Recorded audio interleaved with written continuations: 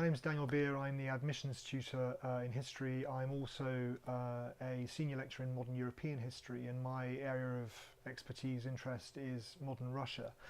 So what I think I'd like to stress is that, as is visible from the various clips from my colleagues who've been discussing their own work, we're very much a research-led department. So there's a very dynamic intellectual atmosphere in the department. We have people who are leading scholars in their own fields, who are working away at the coalface in various archives and libraries around the world, and then bring that expertise directly to bear on their own teaching. So I, for my presumably innumerable sins, spent most of last academic year working in Siberian archives and libraries on a new project about exile to Siberia before the revolution.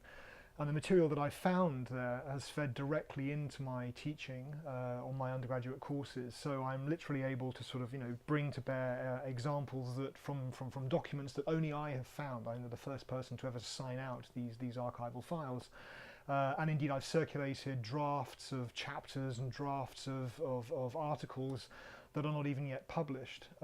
So I'm very keen to sort of bring my expertise to bear directly in my teaching. I don't see the two as being sort of separate occupations or separate sort of parts of my job. And questions from students, feed back into my own thinking about topics, how best to explain material, and so on. I teach, for example, a Group 2 course on Russia. It's called Russia in the Age of Reform and Revolution, so roughly from the Crimean War in 1855 through to the 1917 revolutions. And I think this is a particularly fascinating period, not just in Russian history, but in sort of European history. There are tremendous issues at stake. In a way, the very shape of the modern world is up for grabs. What sort of states can best meet the demands of their citizens? How can states negotiate these tremendously fraught and dangerous dynamics like industrialization, urbanization, the rise of mass politics, the demands of modern war? And I think in my course concentrating on the late imperial period, and particularly really on events in St. Petersburg, it shows us the way in which these ideas are played out. There are suicide epidemics which contemporaries struggle to understand. There's tremendous popular anxiety about the rise of crime in Russian cities.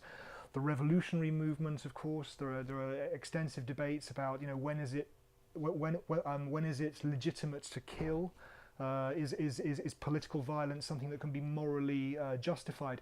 So these are all topics really which I think have a tremendous contemporary resonance. It's very easy for me in my teaching to sort of throw questions out to students which, I think in a sense sort of gives them a new set of glasses really onto the world around us today. Issues of urban migration, immigration. How do you manage large multi-ethnic, multi-religious societies?